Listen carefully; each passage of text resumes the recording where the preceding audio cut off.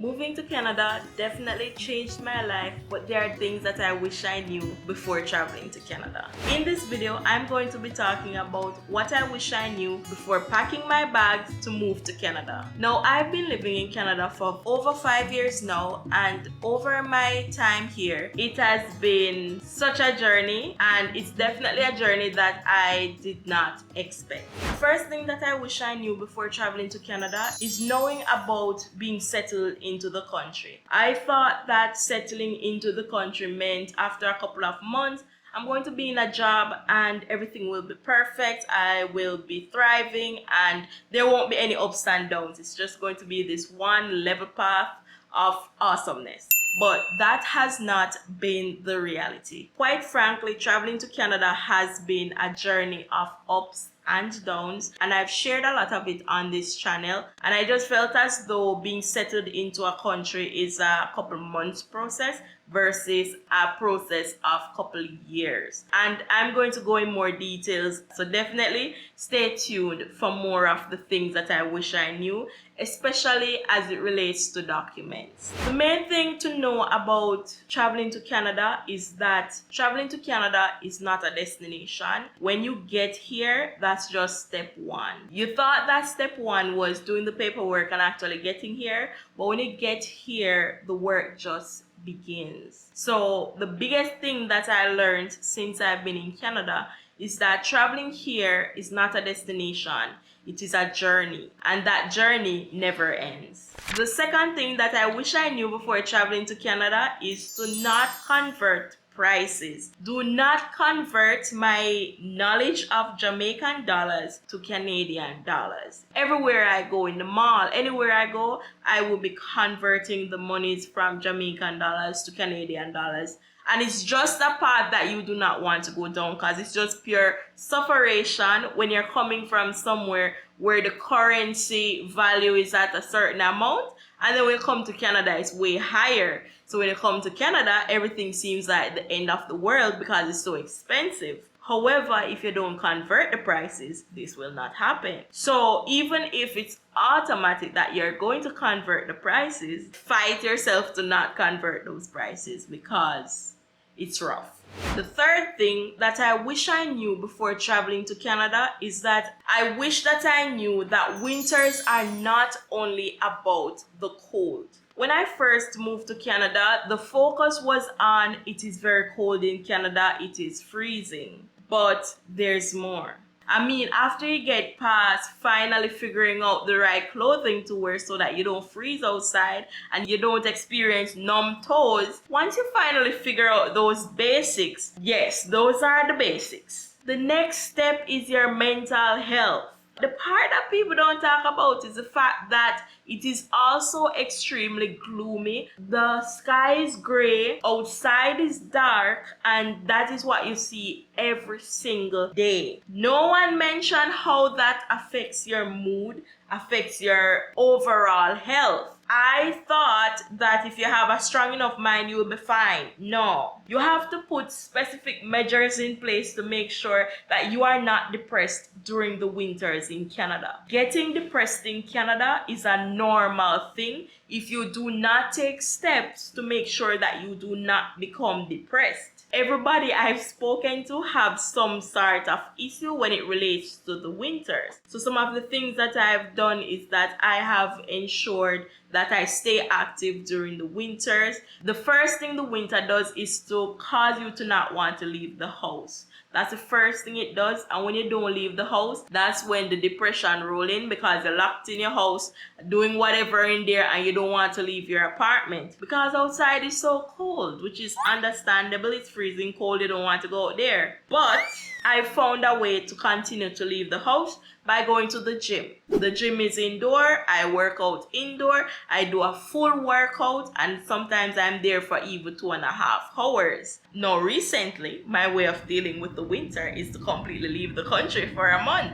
It is very strategic that I leave during the winters because the winters are freezing cold, and then there isn't much to do anyway. So it's like, let me go somewhere that is nice and warm. I can see my family. Like, there are so many perks to leaving the country during the winters. That's one option, but you have to be intentional with it all. So with me and the winters, it's all about being active. So I go to the gym because the gym is indoor.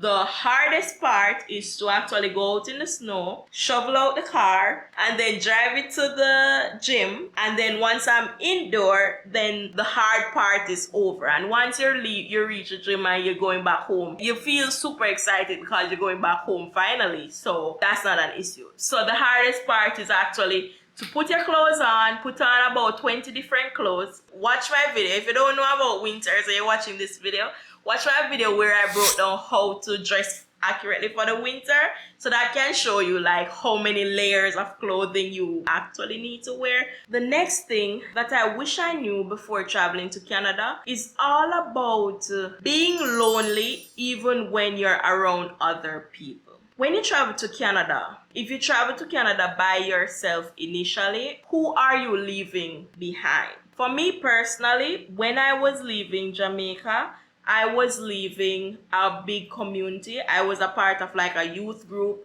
I was a part of a church community. I was with my family, which is a big family compared to being alone and living all by myself. I was leaving behind a lot of people. I was also leaving behind familiarity, leaving behind a location that I knew, and I'm coming to somewhere very different.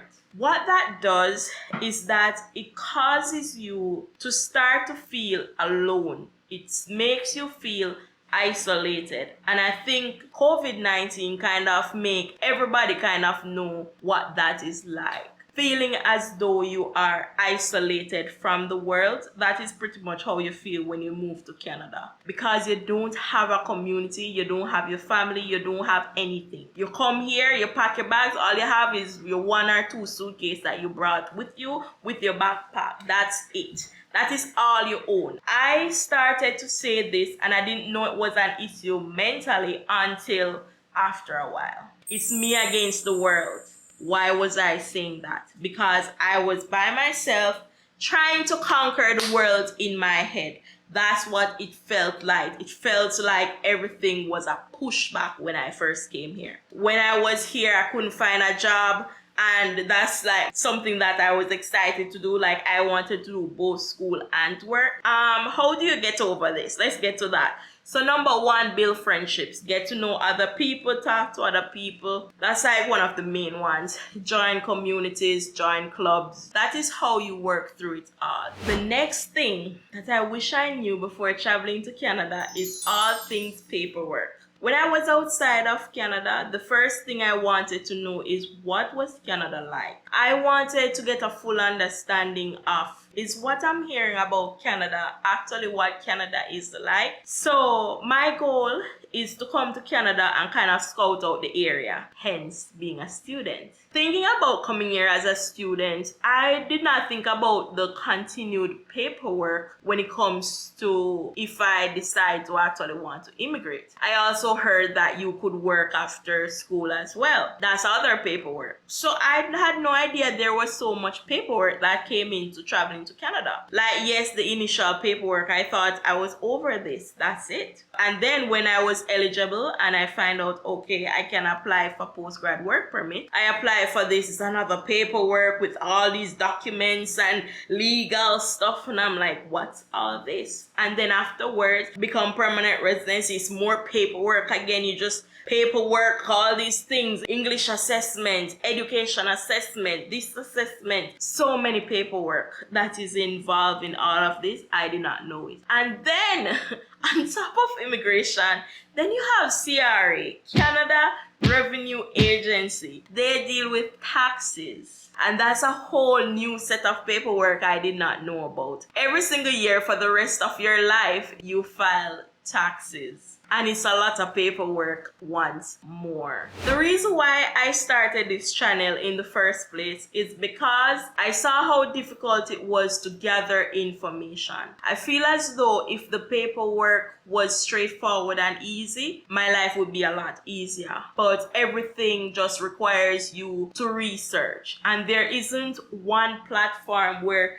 I can go on this platform and be like, okay, here is everything that I need. Let me get all of this and apply. No, there's no one platform that tells you everything you need to know to be able to apply. So you know what I have to do, and what all of us have to do that immigrates to Canada? We have to gather information from all over the internet. We have to search YouTube, we have to search podcasts, we have to go through all the websites that speaks about Canadian immigration. And even when you go through all of that, everything is confusing. This person is telling you one thing, this person is telling you something completely different, and you're like, what should I listen to? And that is why I created a full guide where I take you along the process of how exactly to apply for a Canadian student visa, just so that you can get a full understanding of how to do it from one platform, because it has just been so many different places to search for information, and a lot of times the information you're seeing is actually incorrect. But with immigration right now, it has gotten so difficult, so hard, where it's not enough to only just do your own application, gather information from random places, and hope for the best. Immigration rules has become so tough, so difficult, where the least little error you do on the application, you can guarantee that they'll refuse you. Like, it's been very, very difficult to apply for these immigration pathways, and that is why I'm trying to provide as much resources as possible. I do my videos, which is a lot of information already, but who is there to personalize your situation and be like, hey, this isn't exactly what I need to do? And that is like something I wish I knew. I wish I knew that immigration is just very challenging, and that is why I create a full guide on how to apply for a student visa. And I'm also going to do a full guide on permanent residency as well. And something else that I would wish that I knew before traveling to Canada is knowing that in Canada they make education very accessible. They also make it like a perk. You getting educated makes your taxes lower. That's like a perk of living in Canada. Those are just good things about living here.